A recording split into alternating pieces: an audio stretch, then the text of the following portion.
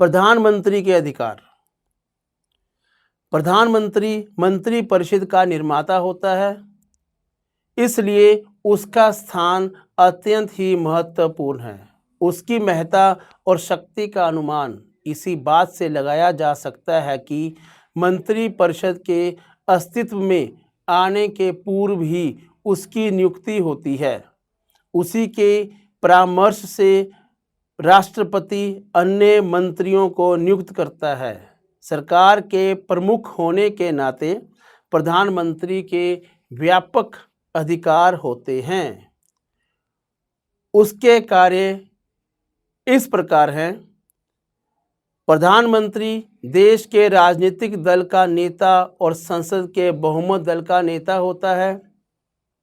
वह मंत्रियों को चुनता है और इस प्रकार मंत्रिपरिषद का निर्माण करता है।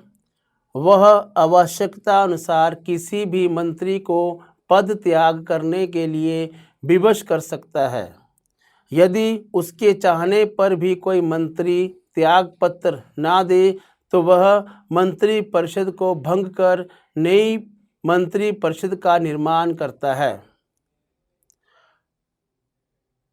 वह मंत्रिपरिषद की बैठकों में सभापति का पद ग्रहण करता है। मंत्रिपरिषद के कार्यों, निर्णयों, नीति निर्धारण इत्यादि में उसका सबसे अधिक हाथ रहता है। वह विभिन्न विभागों के मतभेद को सुलझाता है और राष्ट्र की नीति निर्धारित करता है। प्रधानमंत्री मंत्रिपरिषद के निर्णयों की सूचना राष्ट्रपति को देता है। वह राष्ट्रपति, लोकसभा तथा मंत्रिपरिषद के बीच कड़ी का कार्य करता है।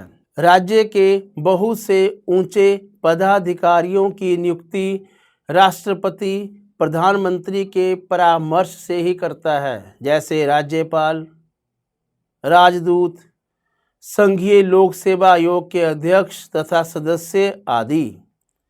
संकट के समय प्रधानमंत्री का अधिकार और भी अधिक बढ़ जाता है, क्योंकि उसी के परामर्श से राष्ट्रपति अपने सारे संकटकालीन अधिकारों का प्रयोग करता है। गठबंधन सरकार। गठबंधन सरकार एक संसदीय सरकार की कैबिनेट होती है, जिसमें कई राजनीतिक दल सहयोग करते हैं, जिससे गठबंधन के भीतर किसी भी एक दल का प्रभुत्व कम रहता है। गठबंधन सरकार के तहत प्रधानमंत्री के अधिकार कुछ हद तक सीमित हो जाते हैं। प्रधानमंत्री सबकी साझेदारी और सहमति के साथ ही फैसला ले सकता है। प्रधानमंत्री को गठबंधन के दूसरे सहयोगियों का भी ध्यान रखना होता है, क्योंकि गठबंधन सरकार उन्हीं की सहमति से बनी होती है। राष्ट्रपति और उसके अधिकार। भारत में राष्ट्रपति ब्रिटेन की महारानी के समान है। इनके पास विशेष प्रकार की विधायी शक्तियां होती हैं, जिनका वह उपयोग समय समय पर करता है। सदन के सदस्य और विधानसभा के सदस्य मिलकर राष्ट्रपति का चुनाव करते हैं। भारत के मुख्य न्यायाधीश, सर्वोच्च न्यायालय और राज्य के उच्च न्यायालयों के न्यायाधीशों, राज्यपालों और दूसरे देशों में राजदूतों इत्यादि की नियुक्ति करता है। भारत के सुरक्षा बलों का कमांडर भी राष्ट्रपति होता है। राष्ट्रपति को मंत्रिपरिषद की सलाह पर ही अपने अधिकार का इस्तेमाल करना होता है। राष्ट्रपति विधायिका के प्रति जवाबदेह नहीं होता।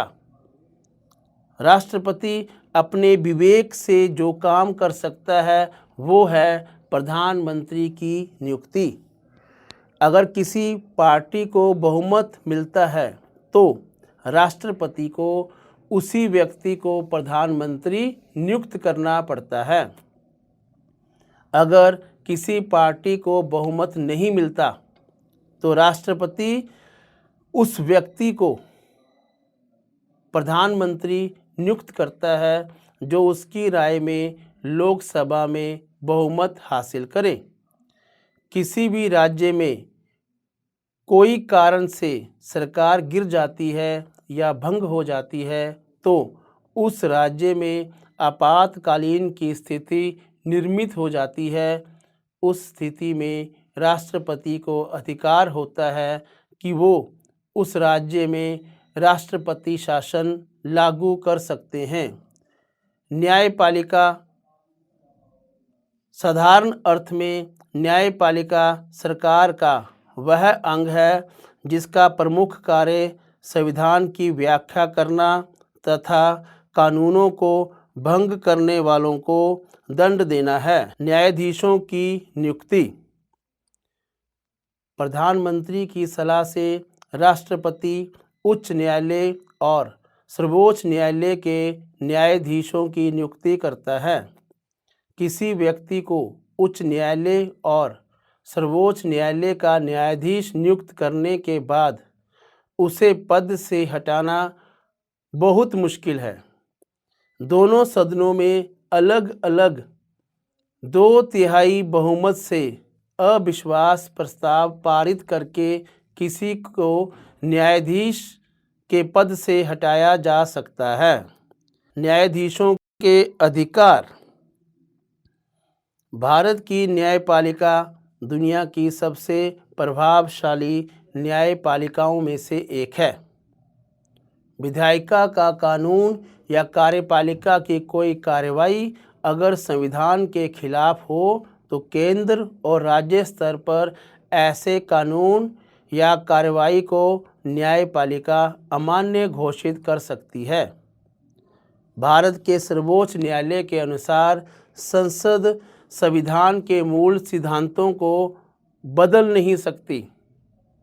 न्यायपालिका सरकार को निर्णय लेने की शक्ति का दुरुपयोग करने से रोकती है। इसके साथ साथ भ्रष्टाचार को रोकने में भी सहायता करती है।